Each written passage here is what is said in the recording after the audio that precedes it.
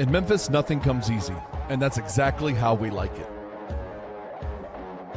This is a city built on hustle, on heart, on grit. And at Carway, our rides are built the same way. Tough, reliable, ready for the grind. No games, no gimmicks, just Memphis-style service. Real, honest, and built on trust. Where grit meets grind, you meet your next ride. Carway, grit, grind, and pink Beetles.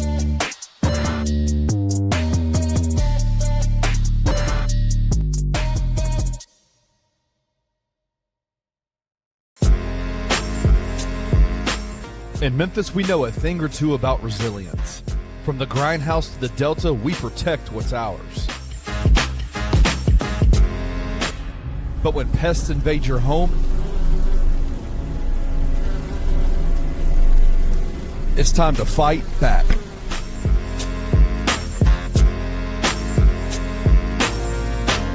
Grade A Pest knows how to handle what crawls, flies, and bites. With local experience and guaranteed results. I'm Reggie with Grade A Pest Control. We service the Memphis metro area.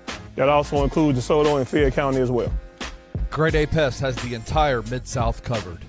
So if bugs and pests put you to the test, let Grade A solve your problem.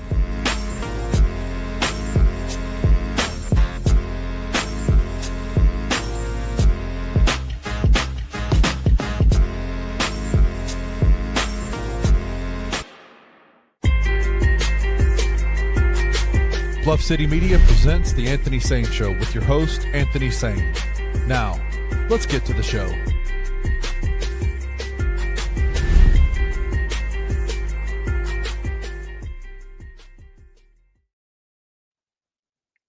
What's going on, everybody? Welcome to the Anthony Sain Show. This, of course, is your host, Anthony Sain. I am out here in the most beautiful neighborhood in the state of Tennessee, in the city of Memphis, the state of Memphis, Whitehaven, Tennessee, which is also a suburb of Horn Lake, Mississippi. I look out my window, I see Horn Lake, Mississippi. Kenny Stubblefield joins us from Bobby, the safest neighborhood in the entire Memphis metro area.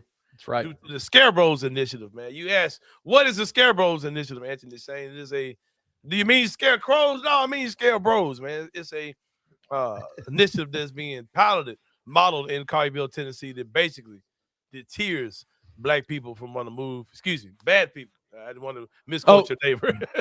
Bad people. Bad people for moving to the neighborhood by using common everyday items that you can find around the house and hanging those outside of your house like a Confederate flag. Kenny is out there doing his thing. Bro, I was watching the commercials and almost forgot I was actually about to do the show. My mind was in like I'm watching the show. Yesterday, that was yesterday for me. I felt like I was like, you ever have one of those days where you just feel like you're so disconnected from everything? You're just watching yourself. Like that's what yesterday, the entire day. Yeah. These people expect me to say something, man. I got to say something. Hold on. Let me lock in right quick. Man. I got to be in Potter mode. Yeah, man. I'm Potty McPottyton, man. But I did a show. I said WREG3. That's not whose show I was on yesterday. I was on Fox ABC 24, and it was a TV. Terry McTeeveton was Is that the 24th floor where Avery used to do? What Avery used to do, but it's a guy named Richard Hansen is his name, and he had some other guy with him that's not a sports guy, that's a TV guy. Yeah, we had this very interesting pre-show discussion about college basketball versus NBA basketball, and I was like, bro, you're not about to do what I think you're about to do. Oh, he did it. He said it. Come on, what did he say? Now, we haven't had this conversation. What were his takes? But I was like, no, bro, you're not really about to say that. That's not your – tell me you're not that guy that's about to make that take. But go ahead. You can take a guess. Basically, like the conversation I've heard, the basketball is better in college basketball than NBA. But what were the key elements that he talked about? That sounds like the most asinine thing. Defense. Yeah, like defense. Guys actually play defense. They actually play defense in college. They care. right. they He was that guy, right? I was like, bro, you have to be like, you can't be for real. Like this in the real conversation you want to have, right? I have what's funny is I have two nephews who are one's 18 and one's 15, I think, and or maybe 16 now. And they have those conversations, right? Like with me all the time. They want to espouse the gloriousness of college basketball over NBA basketball, and that's what they use. These young kids. I hate when people that are dumb want to use you as a way to help hopefully make them think that they're not dumb. Like, no, bro, you're as dumb as you thought you were. Yeah. I'm sorry. You're as dumb as you thought you were, man. But go ahead, bro. What you saying? No, it's funny. Like I showed them, they were talking about defense, and I said it's clear to me that you guys have never watched an NBA game up close. Yeah, no way. Right? And so I put on YouTube, there's a video that is going around of somebody, it might have even been a Grizzlies, you know, those folks on the baseline, on the sideline that talk trash to all the players all the time that take those videos. They showed a video. I think it might have even come from them of an offensive possession on their end of the floor, and I showed them that video to show them how incredibly gifted, how tough it is to get a shot off, to even dribble the ball in an NBA game. Yeah, how good you have to be able to score the ball in an NBA game against that level of defense. And they were like, "Oh wow, okay," but still, they actually play defense. It's such a bad take, bro. Yeah. And I simply asked the guy, I said, bro, if what you're saying is true, if defense is better than college than it is in the NBA, explain any of these dudes not dominating the NBA when they go to the NBA as defenders. Right. Like, why aren't they able to shut guys down? Like, why? They was like, the teams don't let them. All right, okay. That's the level of stupid I'm dealing with. So this is the level of dummy I'm dealing with. So I'm like, all right, I got you, brother. And I'm like in the reverse. Okay, so why, if nobody plays defense, explain why aren't all these guys that are good college players, why do they go to the NBA and don't do shit? Why is Taylor Hendricks, why does Walter Clayton Jr. not look better than he looked in college? Because they actually defended him in college, in the NBA they're not. So explain that, right? I would say it's the low scoring stuff, right? Like, and my response to it is you've got fewer possessions in college basketball because of the shot clock. Guys can't make open shots, and guys can't. Most guys can't make open shots in college basketball. Like it is the talent level plus the rules in college basketball virtually make it an unwatchable sport to me. Like it's not easy to watch because of the rules, and because, like you said, you give like 90% of the NBA open shots like they get in college basketball, they are hitting them. Cranking that shit. They're cranking it, right? And in college basketball, it is very, very few and far between do you see good shot, like actual open shots hit. You just don't. It's just a mindless conversation. But shout out to that. I don't think that part of the conversation I don't think much of that conversation made it on wax. He tried to get it started again once we started the show. I was like, bro, get the fuck out of here, bro. like you know how people had this thing where it's like, oh, here's a sports guy. Let me see if this dumbass take, I think what he thinks about my dumbass take. No, bro, I think it's dumb too. I don't have anything different to give you than what other people have been telling you, man. But which is why it's hilarious when you heard Peny Hardaway talk about it. He said, call college basketball pure. I'm like, man. Yeah, and they were pure ass ever since pure ass since then. Yeah, we'll talk about definitely have some Peny Hardaway discussion today. Him and Ed Scott will be a topic of discussion. Ed Scott was on our good buddy Gary Parrish down the interwebs show today. We're gonna talk about that at some point of the show today. But yeah, we're brought to you by FanDuel. We're sponsored by FanDuel. We are in partnership with FanDuel, man. They take care of us. They pay the bills, man. They owe the Grizzlies some money. They don't owe us a dime, Kenny Stubblefield, but they will in about 13 days. 13 days. About 13 days, you owe us some money, man. But the Grizzlies played a game last night, Kenny Stubblefield. Typically we come in and we have this thing, well, we lost the game, we needed to lose, all those type of things, but hey, we look good while losing, right? We hung pretty close, until the last minutes, the last moments, and it kind of got away from us in the fourth. But Kenny, this was not one of those type of games, man. The Chicago Bulls, a team who ain't looking much better than us, beat that ass yesterday. Smack.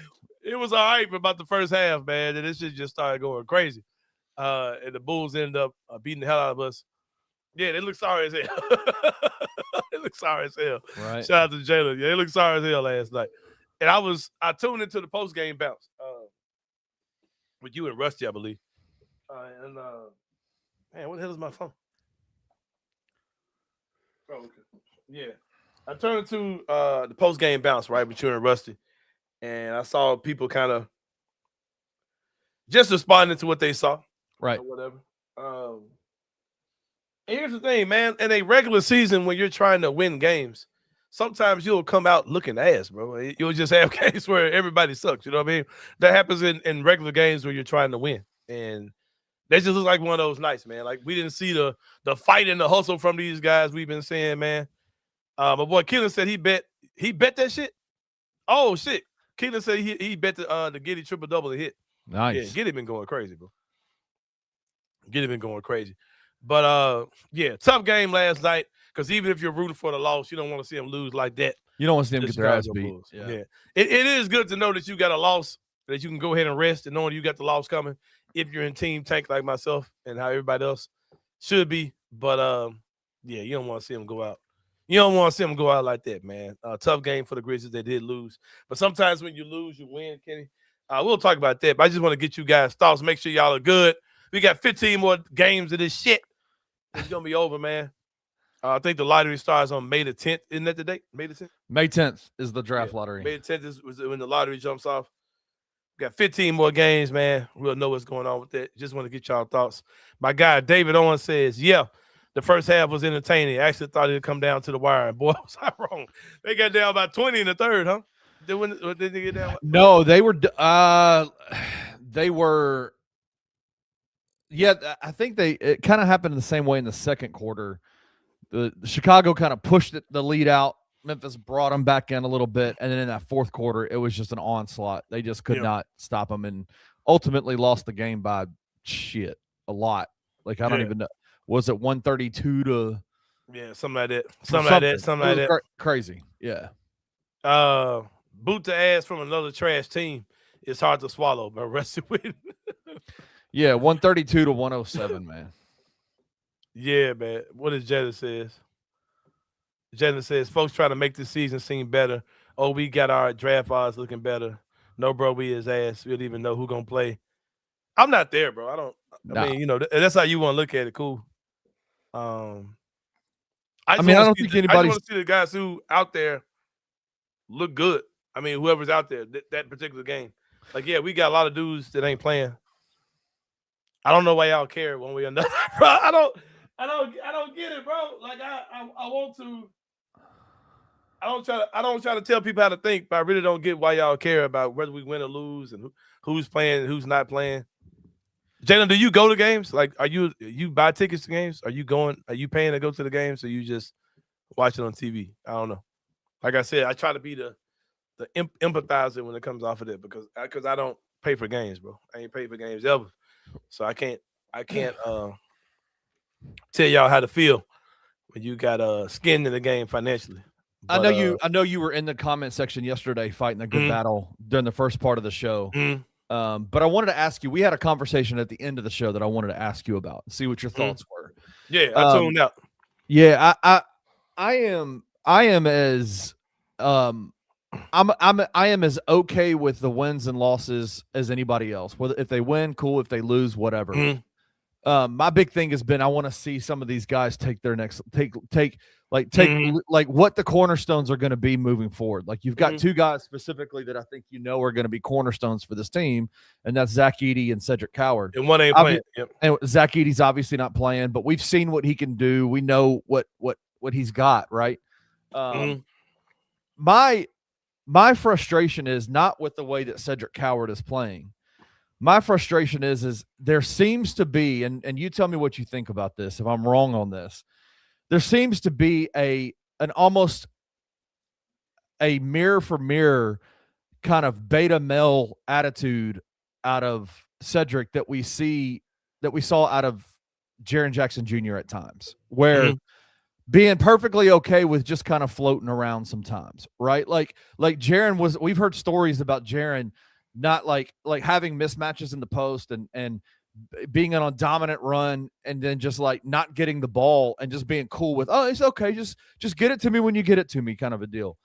And I guess my frustration is I think we have seen Cedric Coward be, and I think we see the vision of what he can be in terms of the skill level, the talent that he has. Mm-hmm.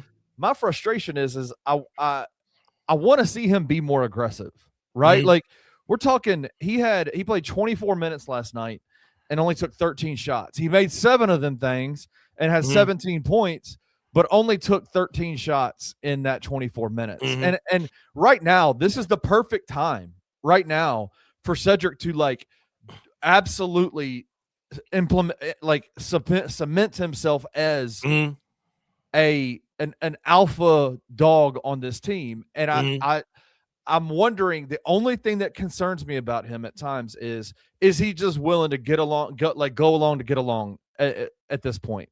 And I wanted to get your thoughts on that. What are your thoughts? I've said what I think about Sid a few times. I've said what I think about Sid. That's right. I've said what I think about Sid a few times. We have to remember how he got here, right? I think he's a really good player, first of all. Yes. I just think we have to remember how he got here. He was not a top-level player in high school. He wasn't a top-level player in college either. He played low-level basketball. And his first year playing D1, he got hurt. He got hurt early in the season. I think he's got all the tools to be good. I think he's got all the mental capacity to be good. I think that what he's dealing with is, like, he never played high-level basketball. Like, he never did. And he woke up one day, he's in the NBA. And he had his body's still not right. Like I think he's dealing with, okay, this is moving super fast. I'm good enough to hang, but I'm also not right. Like physically, he's got the shoulder thing he came back from. He didn't play basketball this summer, and he's got other foot stuff going on this year too. I think he'll be fine in time, but mentally he doesn't have the mental state of somebody to be what we want him to be. You know what I mean? And I don't think that's an excuse. I just think it's just what it is. Like he's just not ready for that yet. Could he be? I don't know. To me, he's always came off like a good number 3 on the team, a good, a super good role player on the team. That could change. I don't know what he'll be. You know what I mean? But I think the fact that he's never really been that star level player like that, I think that all those things factor into what you're seeing now. Like, damn, bro, go. Because I've got those same frustrations. Like, man, go, you can do it, bro. Like, you can go out there and score 30. You know what I mean? You can score 40. Like, go out there and do it. Yeah. But I don't really think he trusts his body. I don't think he trusts his body at all. I think that I think you can kind of understand it. Like, coming from where he came from, right, to, oh shit, I'm in the fucking NBA now. Like, he came from a small school, bro. And it's like, oh damn, I'm in the league. And I can hold my own, but this foot shit ain't, because I think that shoulder injury was the first major injury he's ever had. Yeah. And he dealt with that, and then he's still dealing with his foot shit too. But I think he'll be okay. But I see the same thing you see. I don't I see stuff like yeah, go ahead. I'm not complaining about the shots. I'm not complaining about how he moves in an offense. Like, but right now he's in that point where, like, if the main guys, if the core of this team were still together out there playing, Ty Jerome, Santi Aldama, Jaren Jackson Jr., John Morant, all those guys, Zach Edey was still out there playing, then I could understand a level of fitting and flowing within the offense as a rookie. I get that. But he's playing with damn Walter Clayton Jr. He's playing with damn Deke Giroux. He's playing with Taylor Hendrick. Guys that really have no business like competing with him on that court, like in a lot of ways. And I'm like, I understand the health side of it, but he's also suiting up. I think it's mental health. I don't think it's physical health. I think it's all mental. I don't think he thinks he's ready for this. It's just like we talked about last year with Jalen Wells, right? And we was like, man, Jalen really got bad at the end of the season. And I said, yeah, his body ain't ready for this. Jalen's not ready for the NBA. Like, he's physically not ready for the NBA. Yeah. And these guys that we get, they're these diamond in the rough guys that you're getting that are the second round guys or all this type of stuff. There's a reason why those guys are there. They've never been that type of player. And when they get there and you start, oh, he's really good. But can he be good for 82 games though? You know what I mean? We saw Jalen looking like, oh shit, I ain't really ready for this shit. Right. Same thing with like Cam Spencer, bro. Yeah. Like those guys, yeah. They have to go ahead. Yeah. No, I just think he's it definitely the way that he's, because as much as I understand about the mental side of things and the physical side of things, he's still suiting up and playing, right? Yeah, like sure. he's still out there. And so you want to go, all right, if you're healthy enough to get out there and play, then let's see you do this. And somebody brought up the point yesterday on the show, on the post-game bounce. They said, well, what if it's it was Chris that said this. What if this is a front office dictating to them, in the minutia of how you play Cedric Coward? And I said, I just don't know. I don't think the front office is in the minutia like that, on a day-to-day basis of how they're playing Cedric Coward on the court. My thing is if you are out there, and I'm Tomas Isolo, I'm saying, hey, you've got to absolutely, we want to see you dominate in these minutes, let's go 5 minutes here, and boom, you're going to dominate. You're going to get the ball. You're going to bring the ball up the court. You're going to take every shot. I likened it to the same way that we saw Anthony Edwards the other day. And I know he's not Anthony Edwards. I know Anthony's been the guy for a very long time, right? It's not even Blue Edwards. On every team that he's been on, Anthony Edwards has been that dude. But I think Cedric Coward has the talent level, the skill level to be the dude who's been like, whatever shot I decide to take, if it's a three-pointer in the corner with three dudes on me and the coach screaming at me to pass the ball, motherfucker, I'm the best player out here. Whatever shot I decide to take is the best shot of this possession. Yeah. I'm not passing it to Deke Giroux. I'm taking the fucking shot. Right. He's got the skill level to be there. He's got that. Sure. Yeah, for sure. I think he's a guy that I'm hoping that if he gets some time away, either in summer league is gonna be pretty fast, but if not summer league, when they come back from camp, he's a guy that I really expect to look a lot different than he looks now. I think he's dealing with his body physically isn't right, and he's mentally like, all right. Yeah, I hope you're right. I ain't there. Right. You know what I mean? I mean, I don't think he's gonna be a star. I think at the most he's a second, third best player probably on a good team. My guy, somebody said something that I did. Jason Mitchell said, this ain't what I'm talking about though. Jason said it looks like imposter syndrome / survivor's remorse. I could definitely see that. Himji says he also isn't a really good ball handler. Never got up shots like that. He's an efficient scorer, not a difficult shot taker and maker. Go back. Somebody said something about Edie. I didn't agree with that. D. Woodman says Zach Edey and Cedric Coward are going to be good role players, but this fan base be overhyping them into something they're not going to be. Enjoy the ride. I'll take that about Coward. I think that the fans really have kind of. We did that. Yeah. He's good. He's really good, bro. He's really good. Yeah. If that's your, he's good enough to be. If you're looking at him now, you say, okay, that's the second, third best player on a good team. That means he's good. You know what I mean? You're not just. Yeah, but I think I don't think Edie's a role player. I think you can literally build around Zach. You can build. I think if he's Edie, he's healthy, he could be a dominant big in today's NBA for sure. Let's not forget, Kawhi Leonard was the fourth best player on the San Antonio Spurs for a long time. Came in. For a long time. For a long time. Let's not sit here and act like Cedric Coward can't grow into that.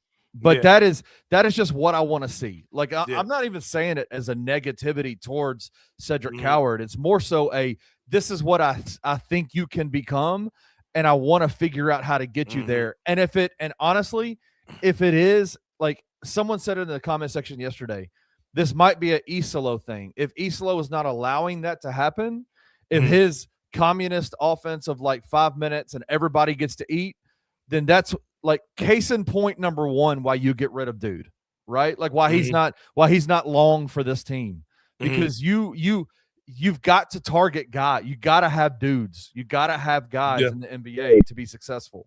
You can't rely on a Cam Spencer to have to hit 6 or 7 3-pointers to win you games. That's just not happening. That's just not how it works. Yeah, but definitely wanted to see where you guys were and your mentals. We got 15 more games of this shit, like I said.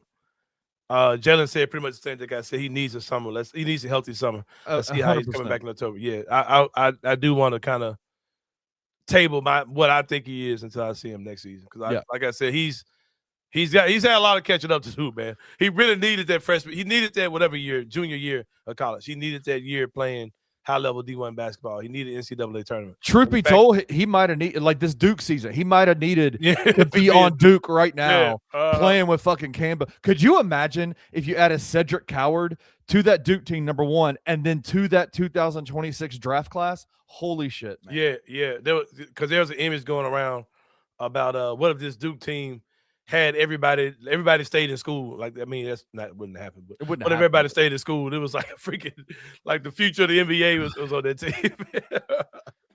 Shit was crazy. Oh, crazy, man. Kadarius, we all do, bro. Where is Ja, bro? We need Ja. We need Ja, bro. Where is Ja, bro?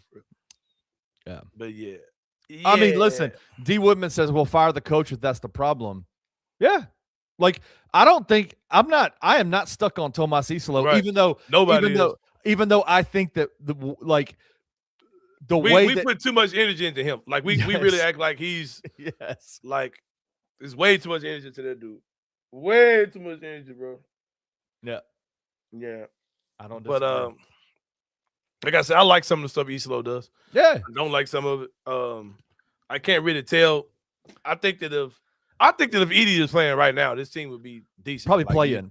Yeah, you probably a playing team with him and just these dudes. You know what I mean? No John, no nothing. I think this team could compete. You know, just off of him being out there. But what are they only 8 games out of the play-in right now? Or 5 games out of the play-in? Something. I don't really know what Isolo is. There are some things I like about what he does, and some things look fucking weird. But we'll see. We'll see how they do when. I know that when Ja was here, there was nothing stopping them from being great. Like I never saw a game where I was like, oh man, Ja can't score in this offense. Or I never felt that way at all, right? So we'll see how they do when they get another dude. And when they had Ty Jerome and weren't fucking around with him, I mean he's averaging a point a minute in this offense. So I mean, so we'll see. We'll see, man, for sure. We'll see. But yeah, also, I want to talk about Marcus Smart, man. Marcus Smart had some comments about the home team, bro. They must like a lot of former players that played for Memphis really do feel a way about Memphis when they get up out of here. I'm gonna tell you what I think about how people think about what I think a lot of that comes from. I think when people come here, they think that you ever seen the dude that's the lame dude that's cool. This like kind of ass where he comes from, then he'll move to Memphis. Like he might be from like New York or wherever, from another city. Then they come to Memphis and think they're that dude, or they want to act like they just a thug or something. Like prime example, man. I don't want to get too deep in the weeds, but I hung out with somebody that wasn't from the South, right? And they were trying to act like we were some bumpkins, like we were just like slow or something. Like, bro, what? I was like, bitch, I don't know where the hell you think you it. But this is that, like, we ain't that, bro. You know what I'm saying? And because I was like, you may be from where you're from, but you're fucking country as shit. Like, there's nothing like cool about you. Like, let's establish it, right? I think a lot of guys when they come here, they think they get this, big fish in a small pond mentality, or think things are supposed to go another way. But when the Grizzlies just kind of like, nah, bro, that's like that's not floating here. I think that's the kickback that they're not looking for. And also not trying to act like the Grizzlies are above reproach.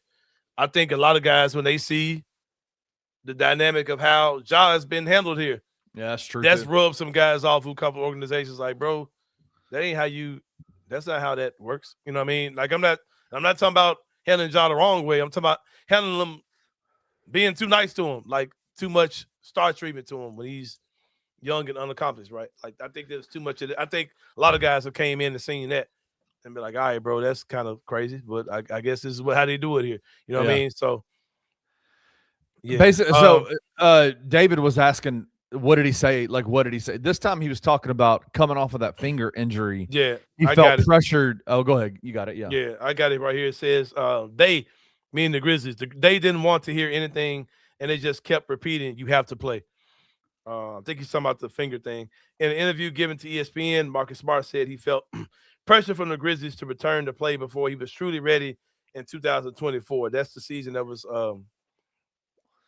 2023-24, the season where everybody got hurt and he broke his finger. Despite the persistent weakness in his right hand, I wanted to be 100%, give everything I had. As I kept training and preparing, they just told me No, your doctor said you're ready now. I replied, I understand well what my doctor said, but it's a matter of feeling. Yes, surgically, the finger is fine. But physically, no, the finger is still weak. I'm still strengthening it. It's my dominant hand. But they didn't want to hear anything, and they just kept repeating, you have to play. During his rehabilitation, Smart also took the rumors about his involvement badly, having returned on February 5th, 2025. Maybe somehow he started off. No. You remember last season, he didn't start the season off. Remember that? That's right. Yeah, he's talking about last season. He was transferred to Washington the very next day. With the feeling of having been used as a scapegoat. There was a rumor circulating saying that people were claiming I didn't want to be here. That last line is so dumb to me, bro. It's so dumb to me. Why do these dudes pay so much attention to shit they see on Twitter, bro? Like from coming from fucking fans and shit. That shit has always been goofy. That type of stuff. I would suspect the finger thing that he's talking about. Like that does not sound like the Grizzlies front office. I'm trying to remember why he came back. Why he didn't start the season last year? Because he wasn't ready. Remember, he wasn't ready last year. Or he got hurt early or something. It was something about him and injuries last year to start the season. Yeah, he came out fat, right? Like he got married and then came out like that was the year we traded for him. But the second year, the year we traded him back out, I can't remember. But he did start. I want to say he might have started the season, but he got hurt pretty fast or something like that. I don't know, bro. I can't remember that shit. But yeah, he started. Do you think he was started? No, Marcus, bro. Like when you make a trade like that for the stuff that you put into Marcus Smart, when you decide we're gonna let Dylan Brooks roll, we're gonna let Tyus Jones roll, and we're gonna go get Marcus Smart. You need that shit to work, bro. You know what I mean? That shit was not working. Jalen, Jesus. How bad is a finger to keep you out? I got stabbed, had to have 2 surgeries, and was back shooting around 3 months later, full on playing a month later. I ain't trying to downplay, but a finger, bro? Yeah. I always thought Marcus Smart was full of shit. I thought that when he got hurt, I think he's talking about that tanking year, bro. I think he's talking about the year that we got eat. I can't remember, man. But anyway. Apparently, according to some people in the comments, he's saying D. Woodman says he said Zach Kleiman, not the fans that said that. And where you say that at? I don't know where he said that at. Chris says he said that in another interview that Kleiman told him he didn't want to be here.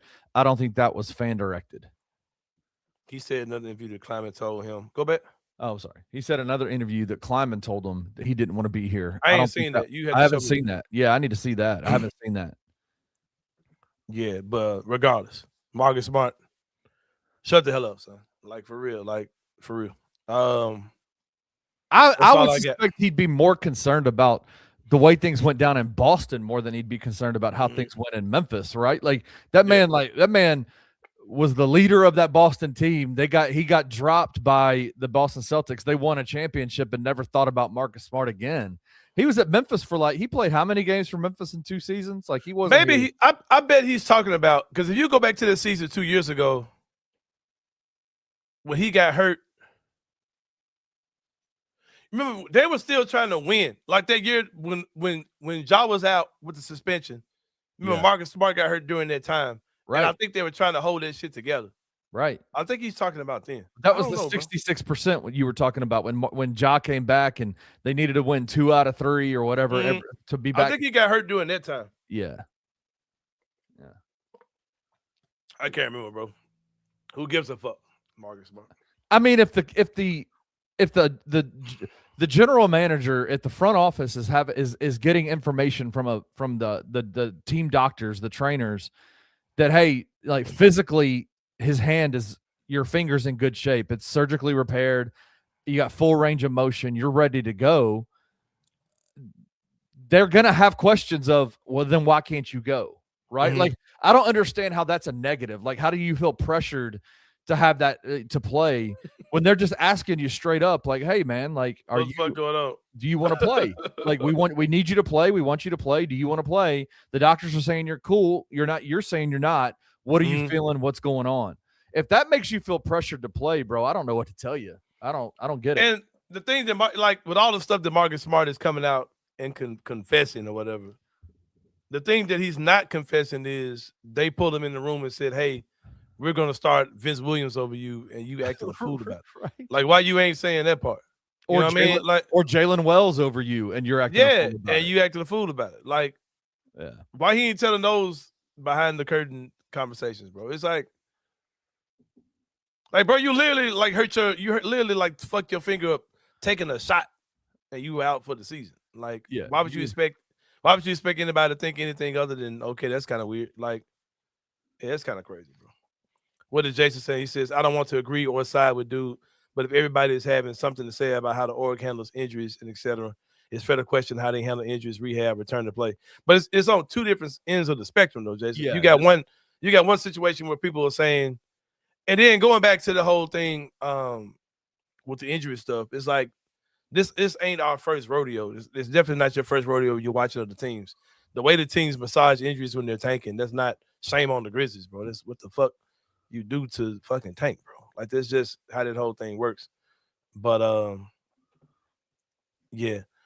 Who is that? Who said you shouldn't have? You had to though, Chris. You can't make you gotta start him, bro. Like, you can't make a trade like that and be like, come off the bench, because he sucked at backup point guard too. So. Who was the other option for him at the starting at the small forward position? You didn't. You at that coming into that season, you didn't think Vince Williams wasn't even on the roster. Jalen Wells was a rookie. He had no. The year we got him. Oh shit.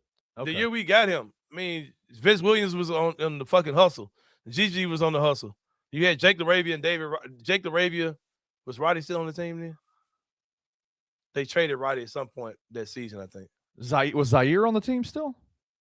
Zaire was on the team, I think. You had to, bro. You can't trade for all that, and that dude just a dude coming off your bench, man. Yeah, no other team probably would have traded for him, but once he's there, you got to play him, Chris. I get what you're saying, but you got to play him. You had to. I mean, looking at it in hindsight, looking at how ass Marcus Smart is now, no, you don't do that. But if you went out and you traded him like you did, and you letting Dillon go, and you letting Tyus Jones go, you had to play that dude, bro. I mean, he just got off of a large NBA, not finals. Where did they go? They went to the conference finals. Yeah, Eastern Conference Finals run with Boston. Like, nobody thought he was washed, right? Nah. He was defensive player of the year. He was a year away from year removed. Yeah, being defensive player. You had to play him. You had to start him. Yeah, bro. What I about to say? That's all I got, man. That's all I got. Shout out to Marcus Smart, man. Shout out to you, Marcus Smart. And I see you cut your hair off since then too, man. You probably got it done with my guy Antonio Jones, man, the master definition. Get with him, book him today. Scan the QR code on the screen, man. He's been in the game over 30 years. I'm about to start looking at him like Marcus Smart too, man. He told me he had to cancel my appointment tomorrow, man. I got to give it to brother Thursday, man. It's all good though. 30 years in the barber industry, a clean, family-friendly environment. Get with him, man. Natural and enhanced styles. If you keep it natural, if you need a little help from your friends, man, my guy Antonio Jones can get you in the game. Superior grooming for men, women, and children, and people like Marcus Smart, man. You know, so even if you got a bum finger, Antonio Jones will take the work off of you, and he'll cut your hair for you, man. Get with him. Get with him today, man, and you'll get a discount on your first service. They got free snacks. They got juice, water, and all that for the guests that come in. It's my guy Antonio Jones, the master of definition. But yeah, what else we got, man? We ain't got nothing else this segment, man. We about to Jason says, he goes, and I'm not talking about lately with the tanking. For example, I'm talking all the way back to Steven Adams' season. Right. I know I'm coming off like a Grizzlies apologist, but just I don't really get my takes from what people are saying on Twitter. I get my takes from like what's really going on. Like that Steven Adams injury stuff was 10 million% on Steven Adams. The Grizzlies had nothing to do with this shit. That was 1 million% on him. He got hurt. They told him, bro, let's go get surgery. He refused, said he wanted to use some natural methods for that shit. He went into the offseason, didn't get surgery, came back to camp. They thought he was good. He told them he told them they were good. He told them he was good. He wasn't good. He got surgery. That was totally on Steven Adams. It's a wrap. And then his fans who think, oh, we should have kept him. Yeah, Steven Adams had played for 2 years, bro. And man, they played for 2 seasons. I mean, the crazy part is they could not force Steven Adams to go under the knife. You cannot force a player to get a surgery. Yeah, and no Steven kind. Adams made literally no kind. Like when guys do that, the teams aren't forcing them to do that. The guys say, okay, yeah, let's go ahead and get this done. This is the best option for me. They told him, let's go this. And he was like, no, I got some other method I want to use. I don't want to have surgery. And he took over the whole offseason, everything. Yeah. You gotta be careful with a lot of the stuff to be on Twitter, man. Because folks just be saying stuff that's not true at all. I'm telling you for what I know. That was 1,000,000% on Steven Adams. He decided to do some witch doctor shit. And we all know you're getting paid by the Grizzlies to say all that. Oh yeah, man. Yeah, exactly. I do get a check from the Grizzlies, but it ain't for this shit. it ain't to protect their ass. They know I come on the air and say what I gotta say. So yeah, man.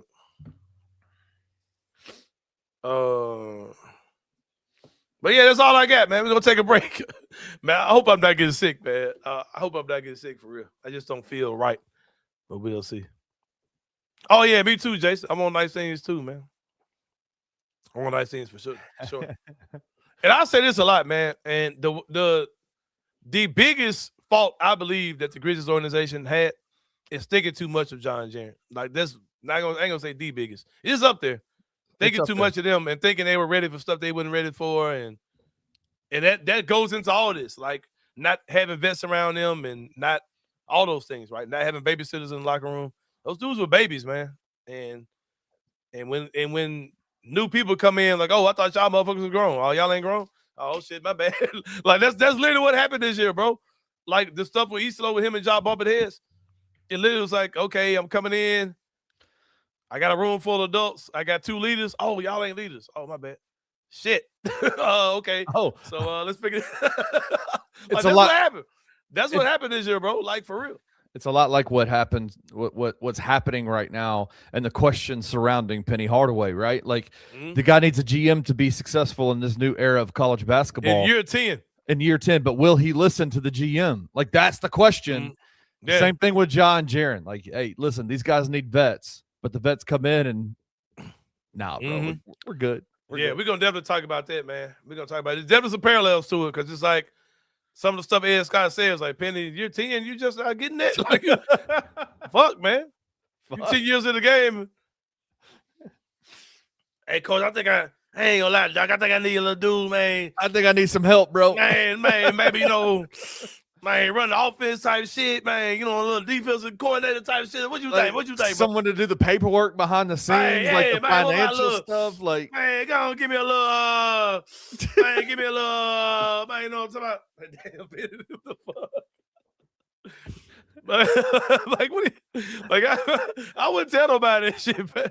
Yeah. Man, if I was Penny, I'd be like, Ed, please don't say that live on air. Man, but here's also the thing. This is the very same Penny that says, yeah, man, I didn't implement my offense until 2 months or 2 weeks before the season started. We'll worry about that later, man. Hey, Penny, that shit hilarious. We'll talk about this shit. I didn't think I'd be laughing, but I got a feeling but I really look at what I'm saying. Look at what happened. This shit could be funny, bro. To Black Caesar's point real quick, Black Caesar says that Ja was bumping heads with Jenkins before T.I. got the job. It's a little different, though. It's a little different, man. Like, we'll talk about that when we come back, man. Yeah, we'll talk about that in a second. Yeah, we'll be back with more of the Answer the Sain show. We'll see y'all in a minute.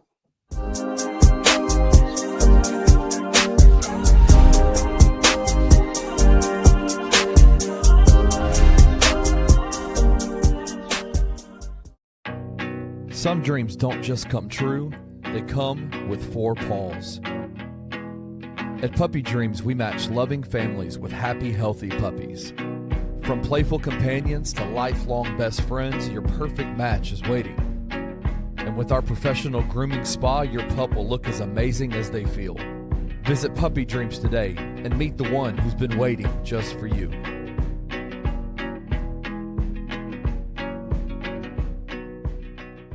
I'm only looking at it from a standpoint. I don't want to let a player walk for nothing. Like if you lose a player, to my knowledge, in an expansion draft, like you don't get a piggyback or nothing like that. You just that's a wrap. Like that's it. I don't think John's gonna be on this team this time next year. So you know what I'm saying? Like it's one of those things where I don't want him. If it's happening today, I don't want to just let him walk for nothing. Yeah. And we all know the talent that Ja is. You should probably be able to get 3-4 first. But because of the stench that's on his name around the league, for whatever the reason that that people put that out there, it's probably gonna be hard to get that. So tune into the No Bluffing Podcast with your hosts Christian Ingram and Evan Hayes every Monday at 12 p.m. only on the Bluff City Media YouTube channel.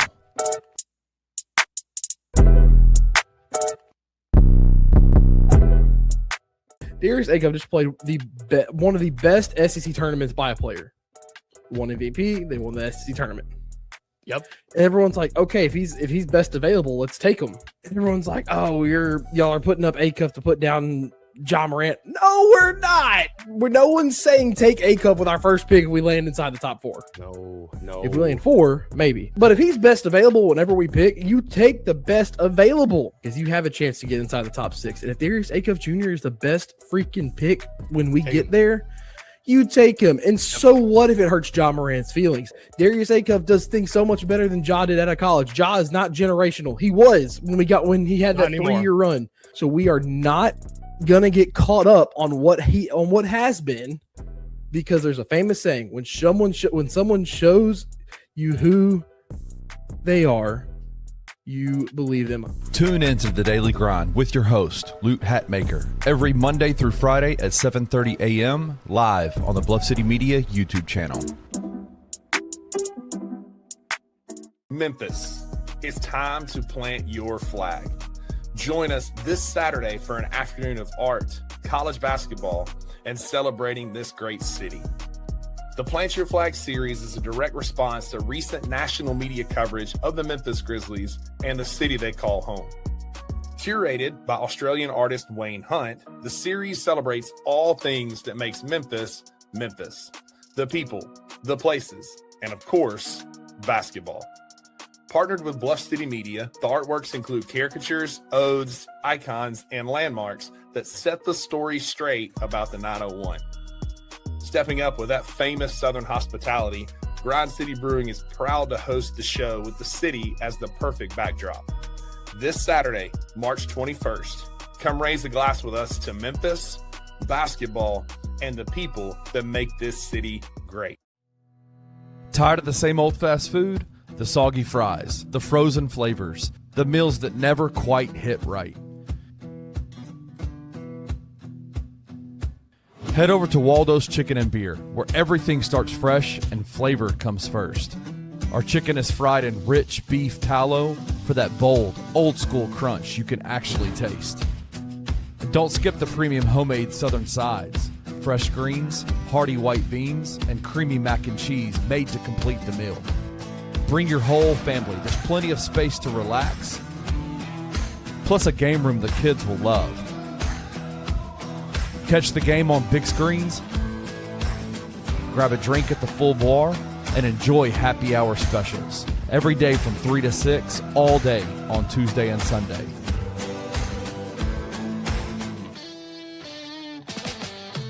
Waldo's Chicken and Beer. Real food, real flavor, made from scratch.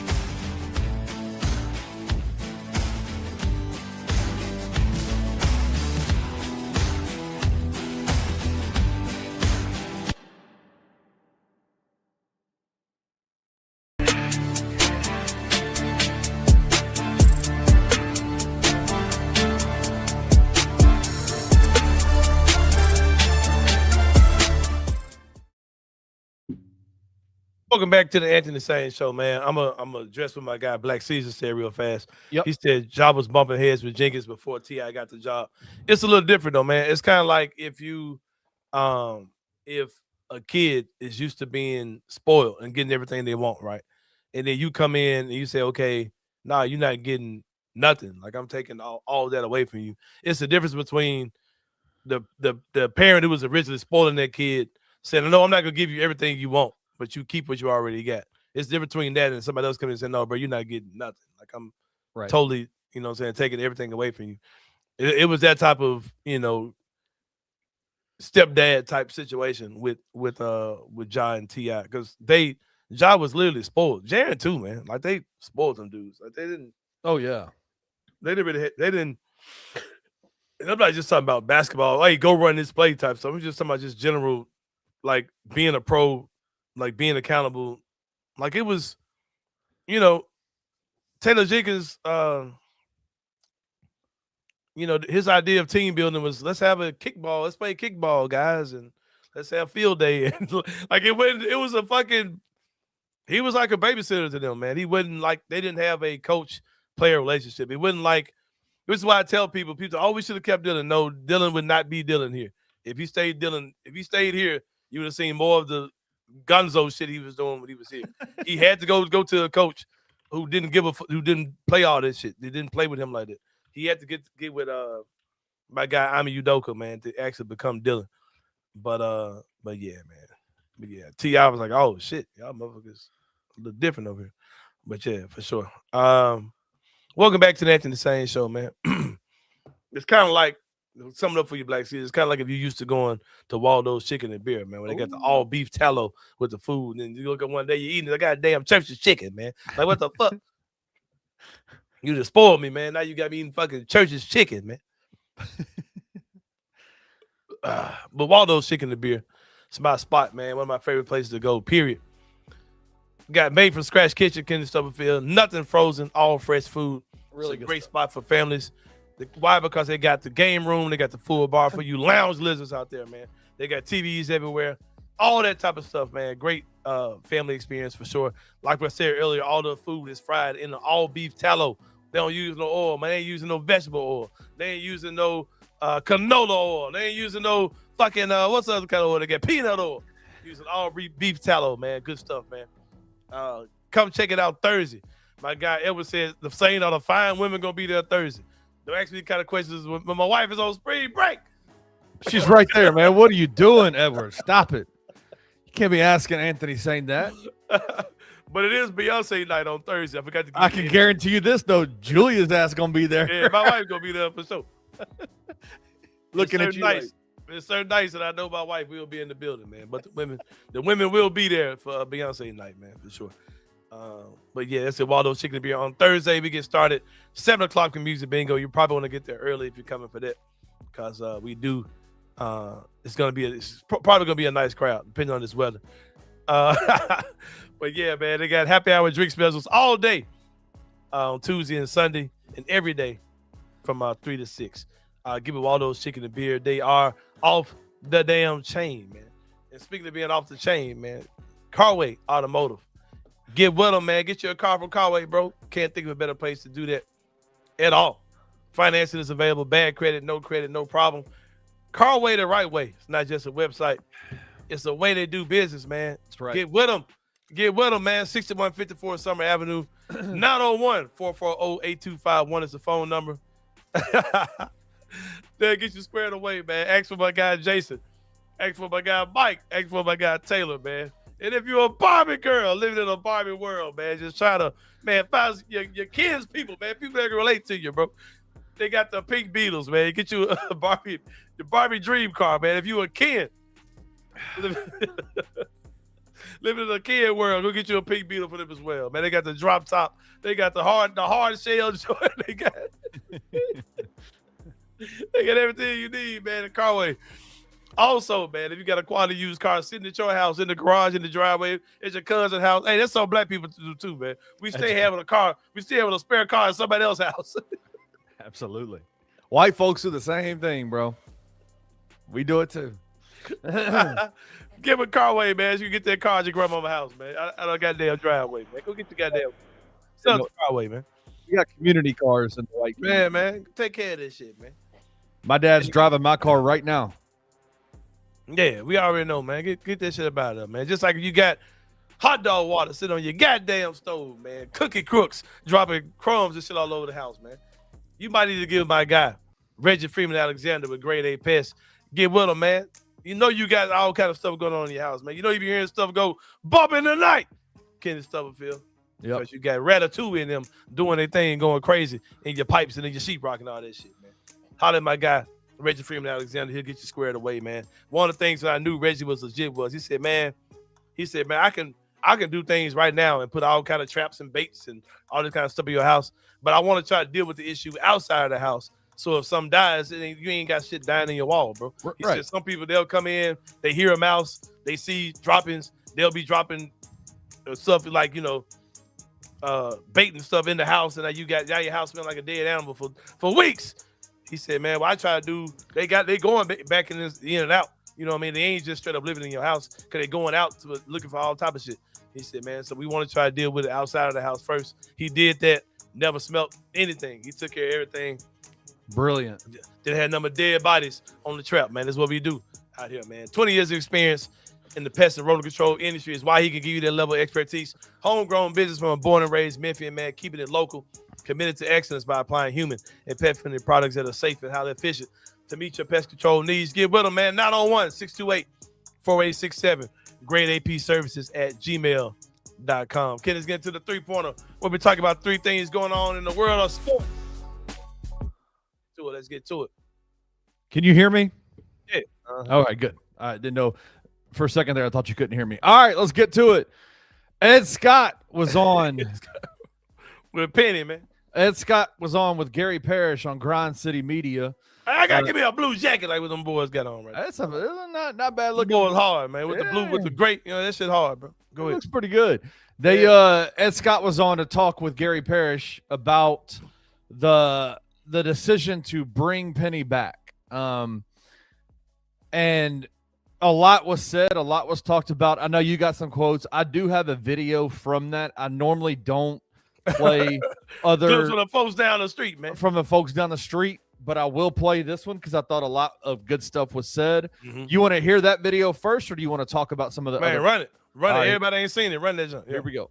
You use the term business decision. That's a proper term because Memphis basketball is not just all of our favorite college basketball program. It's a business. Bro, hold on, bro. Gary Parrish, man, sucked on egghead ass motherfucker. Man, look like a melted milk dud looking ass, bro. What are we doing? Man, this right here head ass, man. Hell no. Man, hold on, bro. This right here head ass. iPod case head ass. Man, that man head ball as a motherfucker, bro. Man, got GP my guy, bro. That man, hey.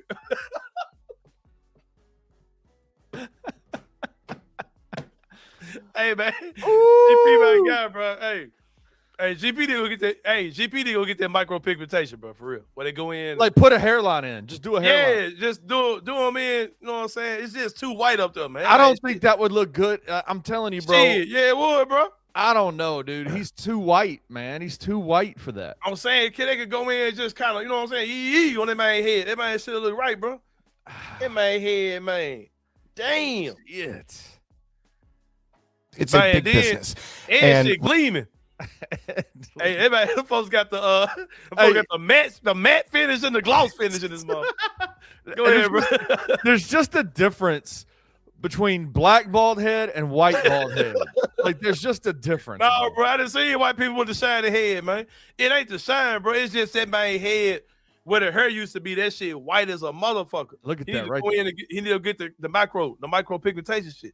I'm telling you, that shit be hard on GP. Man, you know what I'm saying? Hey, he go Black Sea. You know he gonna try to check him out, saying y'all should have a forehead battle. She'll be legendary. Y'all need to have a fish frying competition, man. Get your ass on. Hey, Black Sea's like this part right here, his neck greasy than a yeah. Hey, man. Black Caesar, wash your neck, man. Wash your neck when you take a bath, bro. Come on, man. Hey, dirty neck ass, man. Get your ass on. Come on, man. Run that shit. Right now, you've got a business problem. I think everybody understands the shortcoming in ticket sales, attendance, all of these things.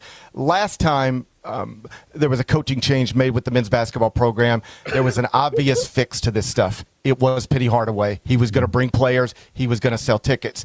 I don't know that there's an obvious fix out there right now if you were to make a change. And I don't know how you get people excited about the current state of things, but that's the job. How do you sell your fans and fix this business problem that you now find yourself in? Yeah, the easiest way, and I think the number one way, Gary, is we got to win. Right. We have to win. I mean, there's just no two ways about it. Penny knows that. It's not about putting pressure on them. Look, I can come up with the best marketing, promotions and give things away. That's going to get them there for a little bit. But if we don't put a good product on the floor, the thing I love about Memphis is there's no apathy, right? They either love you or they don't. And that's where we are. And so Penny knows he's got to win. If we put a winner on that floor, what I would expect to happen is season tickets are not going to sell like we want, right? If I said anything else, I'd be disingenuous. I'd be lying to you, and I'm not going to do that. But I know single games will have a huge uptick if we're playing well. The other thing, Gary, that I looked at was the state of our program, right? We aspire to be a P4 program across the board. And so when I look at Penny's record against P4 programs, he's currently, after this year, he's 25-20. When I look at prior to this year, he's 24-14, right? And so one of the barometers I used to make this particular decision this year about bringing Penny back was, is Memphis basketball still in a good place? And what I've learned, because I don't come from Memphis, is there's a local perception and then there's a national perspective, right? And you get to see it because you fly to New York and you talk to other people. You're not just in Memphis. And think about the people who are still scheduling us. These aren't guaranteed games. These are home and home games with Texas and Vandy, a 6-year series with Louisville, Baylor, right? I can go on and on. And so that also tells me, even with Penny as the coach, other programs are willing to play us. They're not going to play us if there's no benefit. And they're certainly not coming to Memphis to play us if there's no benefit for their program. So that's another variable that goes into it when I look at the business side of it. If we're playing well and Louisville's coming in here and Louisville's playing well, Gary, you know, regardless of Peny Hardaway or not, that FedEx Forum's going to be packed, right? And so I have to take the emotion out of it, which is hard to do. It's I'm not going to lie to you. It was a tough decision all the way around. But when I look at those factors that people aren't talking about, right? Those factors matter too. And I think our program is not where we want it, but if we win, I know the fans will come back out and support it because they love Tiger basketball. And the program is bigger than Ed Scott for sure. And it's even bigger than Peny Hardaway. And that's the conversations that I've had to have with him. You have to understand that, Penny. If I make a decision, it's not because I don't like you. It's because we got to do what's best for Memphis basketball. And I think Peny Hardaway believes that in his heart, which makes the conversations that much easier when you have a coach who understands that dynamic. Yeah, he threw some slick shit in there. If you just get caught up, you miss what the fuck he said. He had the conversation with Penny, like, Penny, bro, look, this it. That conversation happened, bro. Absolutely. He ain't said that shit. He basically said, you know, in the event I gotta get on your ass, just know it personal, bro. Just like, know this shit's bigger than you, bro. Yeah, that shit happened. That shit happened, man. One thing I will say about the interview, it does appear that he at least is trying to help. He could easily have done this in a way to totally leave Penny out to dry and just totally set him up for this to fail. But I think he wants his team to be good. I think he wants Penny to succeed as well. He could have done this in a way that make it to make it really hard on Penny, for sure. He could have been like, hey, do what you do, bro. Run that shit back. Yeah.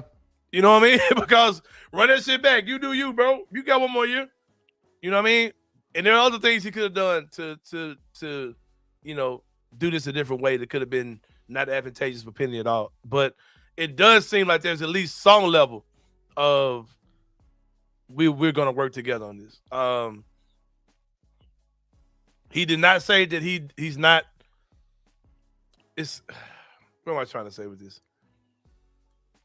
The whole GM and the coaching thing, there are certain words he didn't use as far as how that process is going to go, who's hiring who, how much weight does he have in the whole selection process.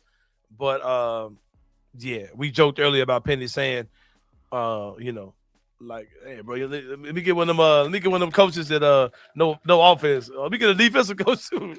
like Penny, what you been doing with assistants? What have they been doing, bro? Like,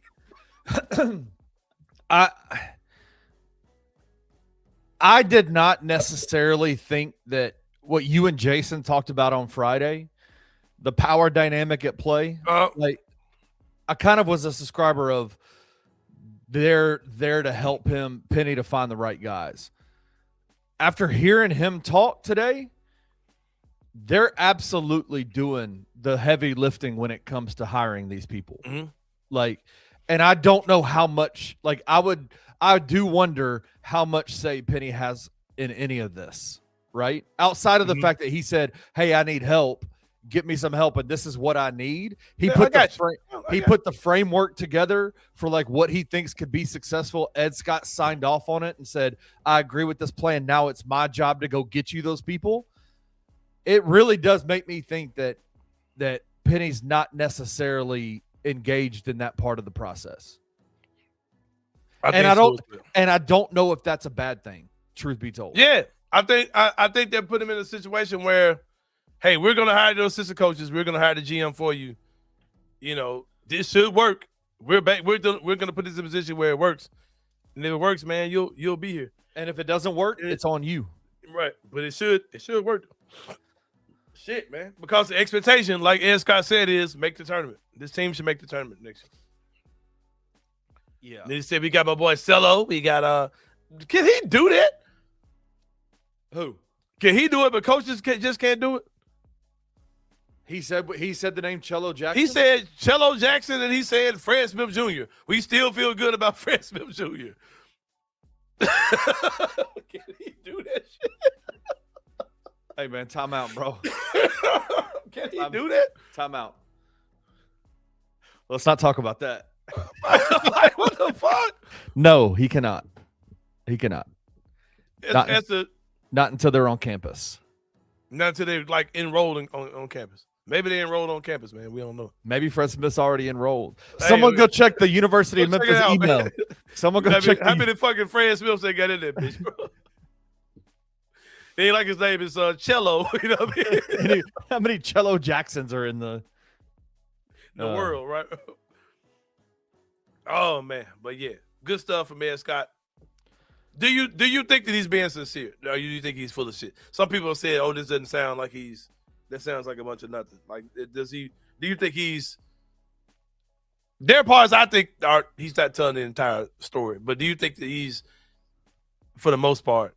I'll say this: I don't think he's telling the entire story about how the assistant coaches got fired. Like, I think, that sounds like a lie. That sounds like I didn't tell people to fire anybody. Yeah, you did. Like, no way. Think 1,000% there were specific. Like he said, I am not doing this and I'm not doing that. You are gonna have to find new assistant coaches. Yeah, like, him.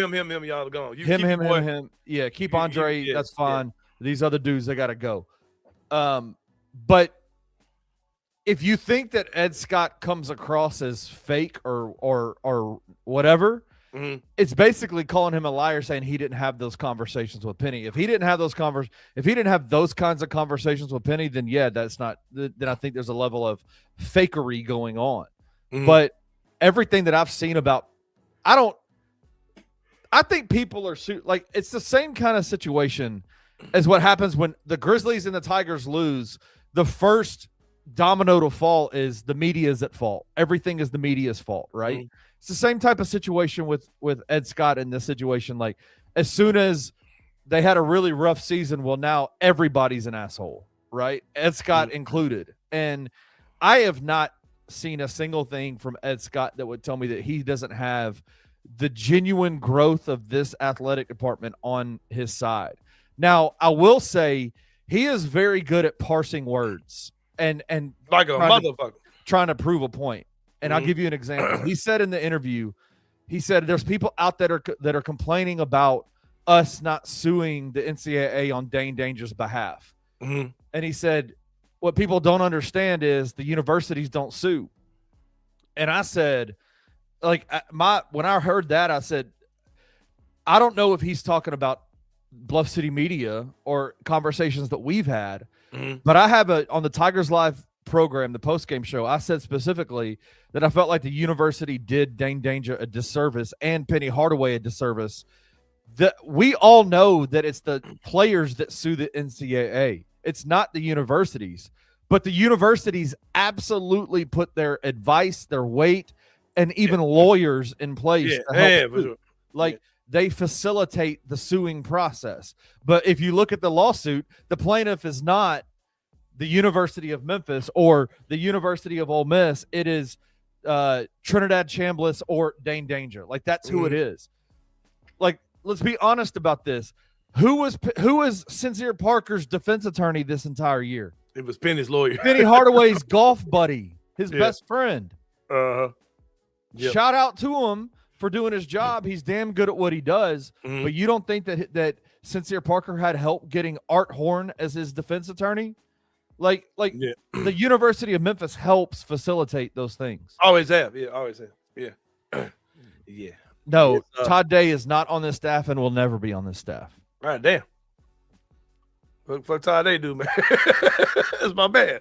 That's my man. Mine too. I worked with Todd Day at Hamilton High School. Yeah, I like a Todd Day. motherfucker. I like a Todd Day. motherfucker. Me and Todd Day are man. close.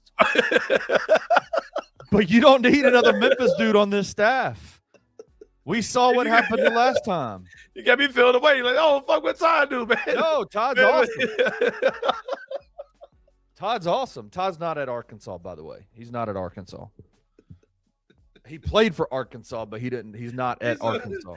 He's something, ain't he? What is Yeah, he's coaching a Division III school or something like that. Yeah. Oh, real? No, Todd Day is my dude. I know Todd Day. I know Todd Day personally. Like, I don't know. Bro, what the fuck happened? No, nothing. But like, oh shit, man. you need serious basketball dudes to be on this staff, not your homie from the streets like that played basketball with you. Penny needs like a legit offensive minded assistant, defensive minded assistant, a recruiting coordinator, guy, GM, a recruiting coordinator. Let's go, bro. He don't need like, just guys. Like he's definitely he's had just guys a lot.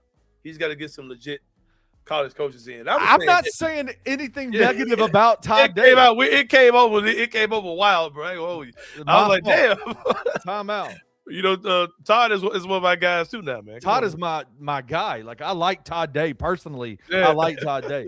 He's a great guy, but he's not at that level. That's so crazy. My bad, y'all. I didn't mean to. I like Todd Day. People are gonna be like, "Oh shit, Kenny hates Todd Day." Maybe think that man been somewhere, man, kicking dogs or something, man. Kicking puppies. Like you went in puppy dreams and kicked a dog, man. Yeah, Todd Day. Todd Day's coaching at HBCU in Arkansas right now. Hey, so why you think that man can be? Hey, gonna get you here though, kid. What? Oh, so is he a HBCU head coach? He ain't at that. Oh, so what you saying? He can't be an assistant coach. Yeah, that ain't good enough, right? Oh, that ain't good enough, right? That's what you saying. Hey, man. Hey, man, you acting like Todd Day kicked the dog in puppy trees, man. Come on, man. But get with puppy trees, man.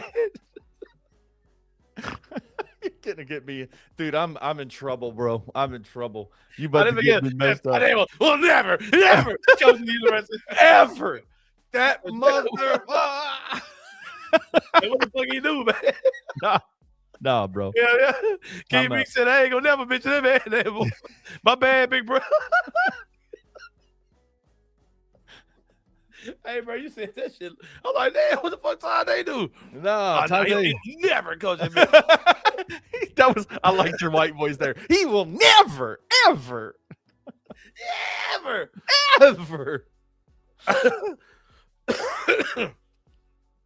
Oh man. I mean, like, let's be frank about this. Peny Hardaway is on his last, like, this is it for him, right? Yeah, like, I think that conversation has happened. They told him, bro. Yeah, this is it, bro. You get to the terminal, you don't, man. Because they can. This team should be good, period. Like it doesn't really take much. It's not gonna take a miracle turnaround for this team to be good. Or a Todd Day to come to the This kid is saying this shit. The man going crazy all the time.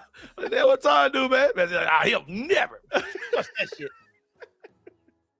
Man, can we hit the camera? He'll never, ever. But yeah, man, give it puppy dreams, man. Ken, the biggest problem that people have when they're trying to get a dog, a lot of times you try to buy these dogs from these people, you don't really see the dog, you can't spend no real time with it.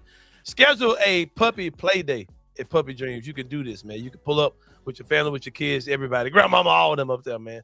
Bring the dog, man. They got actual puppies in the recently remodeled showroom to choose from and get to know before making your purchase. It's a full-service grooming salon inside. 1-year warranty with financing available. All puppies come from USDA certified breeders as well. 1740 North Germantown Parkway.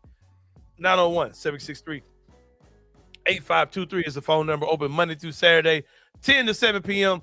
PuppyDreamsMemphis.com is the website. Check them out. Get your dog, man. Get your new family member out there at Puppy Dreams. Number 2, I believe, Kenny Stubblefield. Let's get to it, man. Let's be honest. You thought I was gonna bring out the flag from my neighbor when I said that. Yeah, never coach at the university. Like that. Scarebro initiative in full effect. We'll hang out Confederate flags in front of FedEx Forum for it. Damn. Carter says, let's go back to Peny for 1 second. Carter says, may as well set him up for success best as possible for his last chance. They should have done it before now. Hell yes. You're 1,000% right.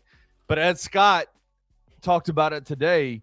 Ed Scott's only been here for a year and a half. Like, it ain't like you, like, yep. He came in and said, Peny, I got you. He extended the olive branch because Peny did not have any relationship with any of his other ADs. Him and Ed Scott got off on the right page as far as that goes. Yes. And now this is just a part of the progression of where they are. Part of the progression. I like that. If Ed Scott had been his AD throughout the last 8 years, he would not be here. He would have been here. But we would not be at this situation.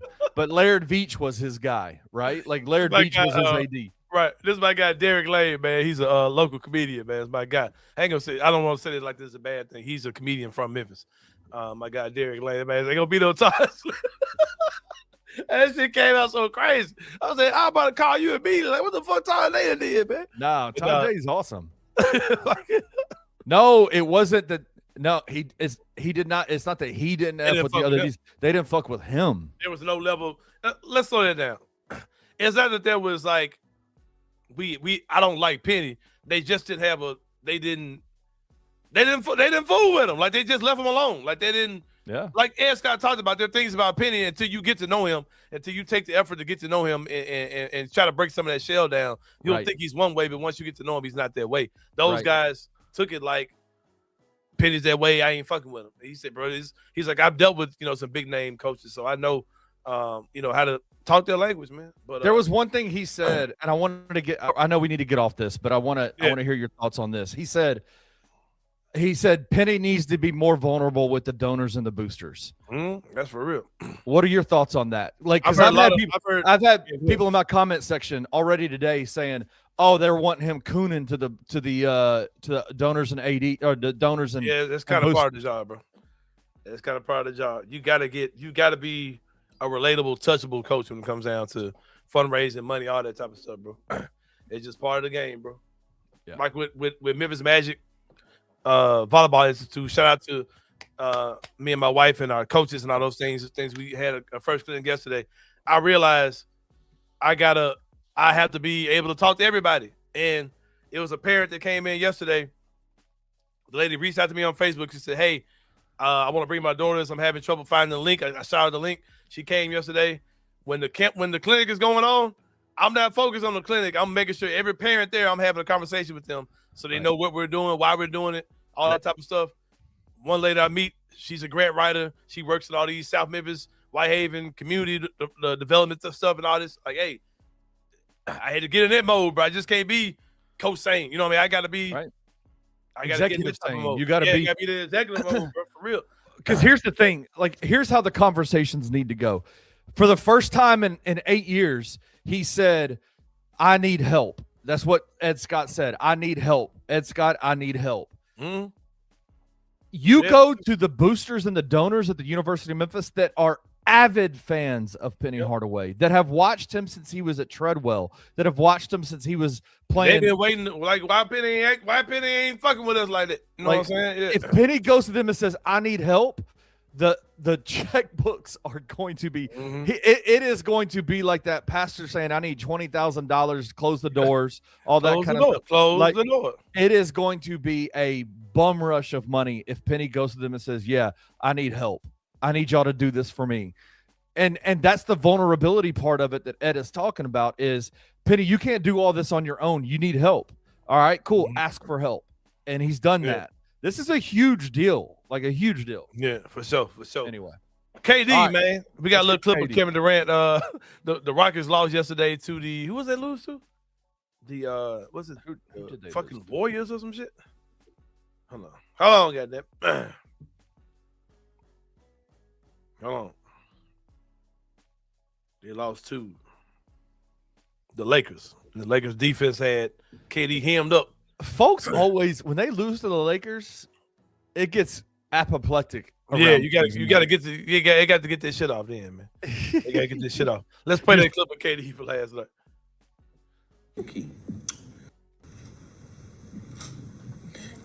Kevin, what are some of the things that can be done to avoid those double teams with you at the top of the key?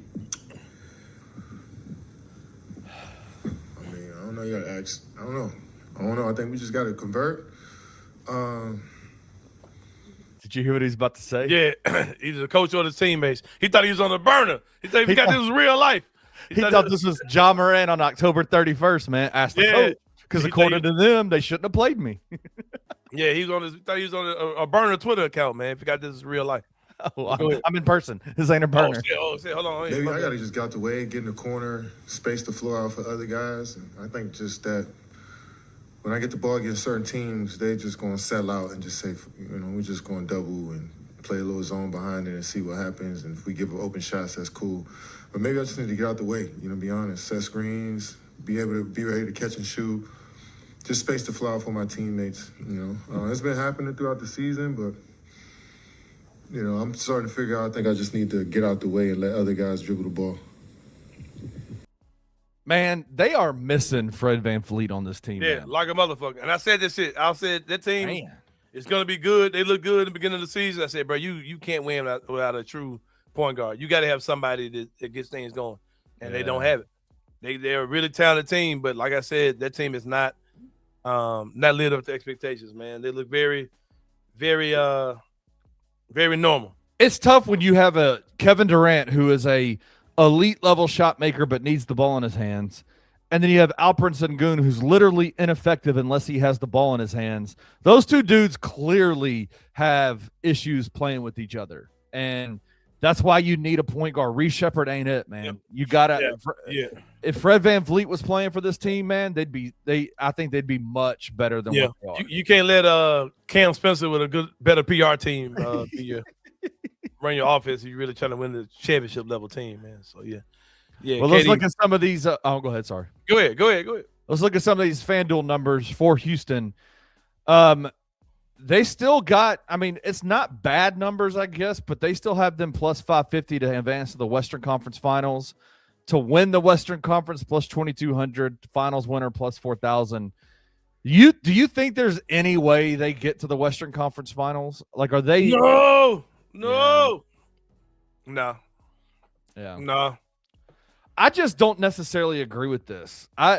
You trade your identity away to get him, and he can't carry you over the hump. I don't think that last part is Kevin Durant can carry any team over the hump, don't you? He's that good, but you gotta have the other pieces around him. You know what I mean? Yeah. You can't. Yeah. You really got to have another good perimeter player, because when has he been on a good team when there is another really good wing scorer or guard scorer? Like Golden State, and they won multiple. No, I'm saying when he didn't have one. Like he's always had, whether it was Kyrie, James Harden, Russell Westbrook, has always been another guard star where he could be just the other guy off the ball. But he's, they're making him be in all essence the point guard in their half court sets. So yeah, this shit just ain't working, bro. It ain't this working. shit just ain't working. Then they trying to throw my boy Doku under the bus, man. Like he don't know what the fuck he doing. Like all of a sudden, this man don't know how to coach, man. Yeah, I think he might be a slight clown, but to be honest, man, you crazy. That's my dog, bro. I fuck with that dude. I fuck with that dude for sure. No, man. It's that. I think Ime might be a fraud, to be honest with you. Based on what, bro? I don't know. I think he thinks I think he gets into too many beefs because he's a former player. I think that dude is just. Because they fucking the same hoes. Is that it? Every time I say something about them, it's what it all boils down to. But you got to look at your resume, bro. First year with Boston, he went to the finals. He domesticated Dillon Brooks.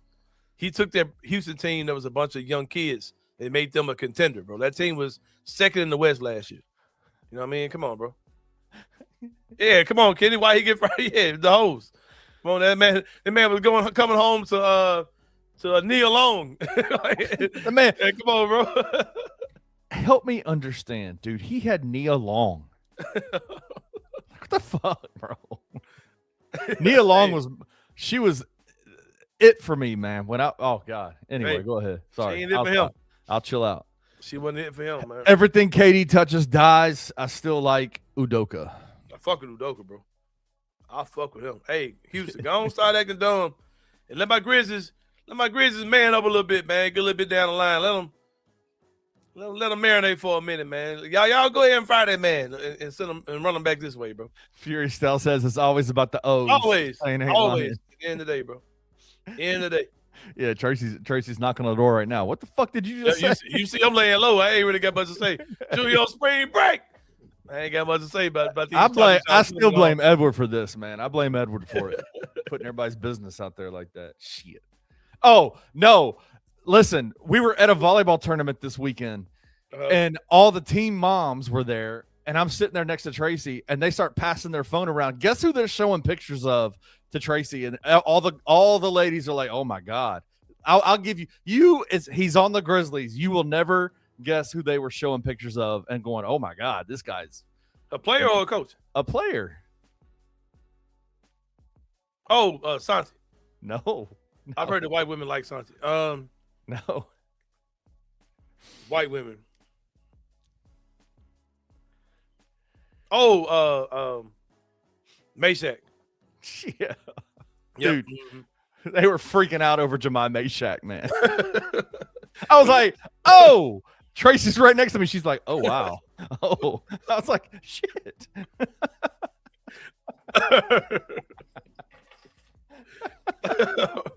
Man said, no way it's Scotty.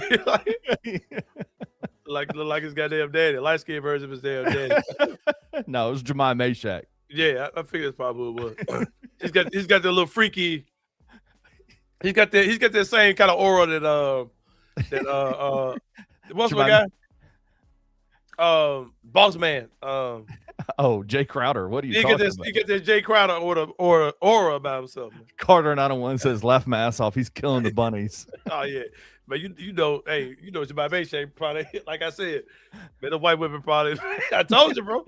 Hey man, just got that white girls love me aura about itself. Y'all love a damn black vampire looking ass.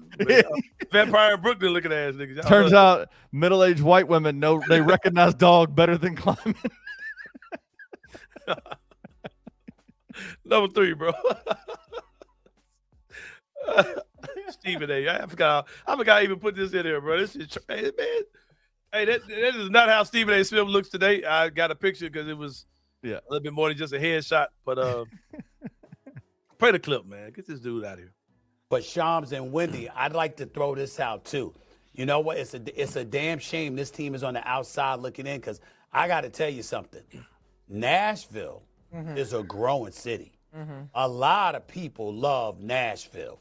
Okay, and obviously they're a very successful city right now. They are a thriving city in the United States of America. And so when you look at them, I'm certainly not getting on and advocating that Memphis loses a team, because I don't want that to happen to that city.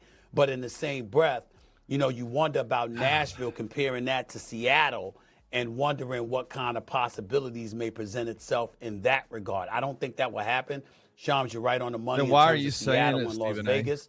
But I have found myself thinking about Nashville quite often, because you always hear Nashville's name coming up when people talk about surprise sleeper cities that everybody should be looking at these days. Man, somebody said that Stephen A. Doesn't make. What was it that they said?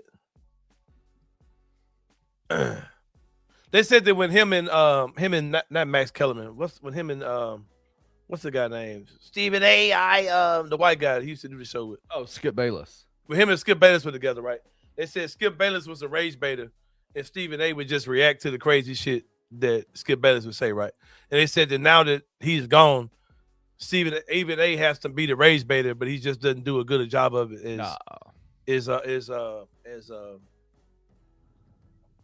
Skip Bayless does, right? Like, this literally all he does. He does really bad attempts at rage baiting. He contradicted himself 4 times in that one clip. He's like, the team just getting left out. They're not a team.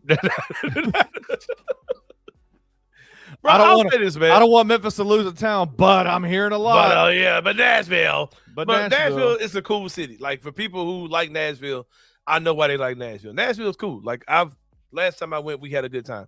I don't particularly like being there, but it is what it is. But this is what people have to understand too. Somebody will probably give me an exception or tell me somewhere where I'm wrong on this. But commuter cities, thriving commuter cities doesn't necessarily mean there's going to be a good sports town. It's because they're a commuter city, bro. You know what I mean? Like, not many people in Nashville these days. This has not always been the case. But today in Nashville, most of the people who are in Nashville aren't from Nashville.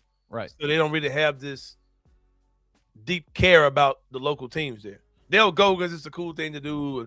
Oh, we can go have drinks, so we can go hang out, and we can just catch a Titans game, or we'll catch a Preds game, or whatever. But it's not a lot of deep rooted fans of the local teams there, right? I might be wrong. Like, y'all may tell me, well, what about so and so? But I'll give you another example. Atlanta, right? It's big as shit. It's a huge market. Folks do not be rocking with the Hawks like that. They don't really be going to the games like that. Because most of the people from Atlanta aren't from Atlanta. But yeah, I mean, Nashville is cool, but they don't have they tried the WNBA route. That didn't work.